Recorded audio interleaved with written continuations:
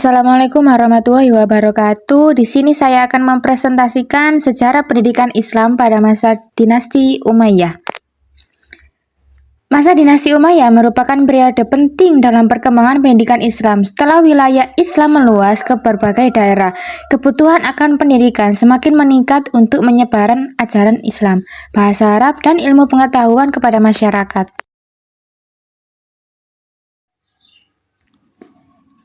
Ciri-ciri pendidikan pada masa Umayyah. Yang pertama ada berpusat pada ajaran Al-Quran dan hadis, berbahasa Arab dijadikan bahasa resmi pemerintahan dan pendidikan. Pendidikan mulai berkembang di masjid kutab atau sekolah dasar dan rumah-rumah ulama, muncul perhatian terhadap ilmu agama maupun ilmu umum.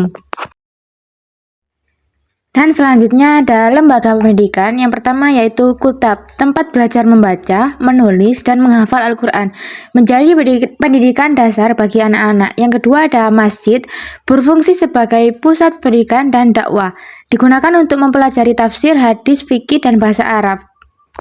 Dan yang ketiga ada majelis ilmu, pertemuan ilmiah yang dipimpin oleh para ulama membahas berbagai ilmu keislaman dan pengetahuan lainnya.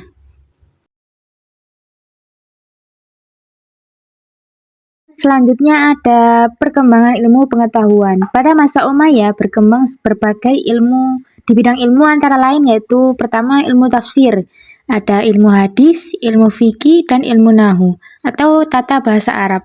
Dan ada ilmu qiraat yaitu membaca Al-Quran, kedokteran, dan ilmu pengetahuan dasar. Tokoh-tokoh pendidikan yaitu ada Hasan al-Basri dan Ibnu Syihab az-Zuhri dan Abu al-Aswad Abdul Ali. Jadi kesimpulan pada materi berikut yaitu pendidikan Islam pada masa dinasti Umayyah merupakan salah satu fase penting dalam perkembangan peradaban Islam. Pada masa ini pendidikan berkembang seiring dengan meluasnya wilayah kekuasaan Islam sehingga kebutuhan akan penyebaran ajaran agama, bahasa Arab, dan ilmu pengetahuan semakin meningkat. Masjid, kutab, dan majelis ilmu menjadi pusat kegiatan belajar yang berperan besar dalam mencerdaskan masyarakat. Selain berfokus pada pendidikan Islam, dinasti Umayyah juga memberikan perhatian terhadap pengembangan ilmu pengetahuan dan administrasi pemerintahan. Bahasa Arab dijadikan bahasa resmi negara sehingga mendorong masyarakat untuk mempelajarinya.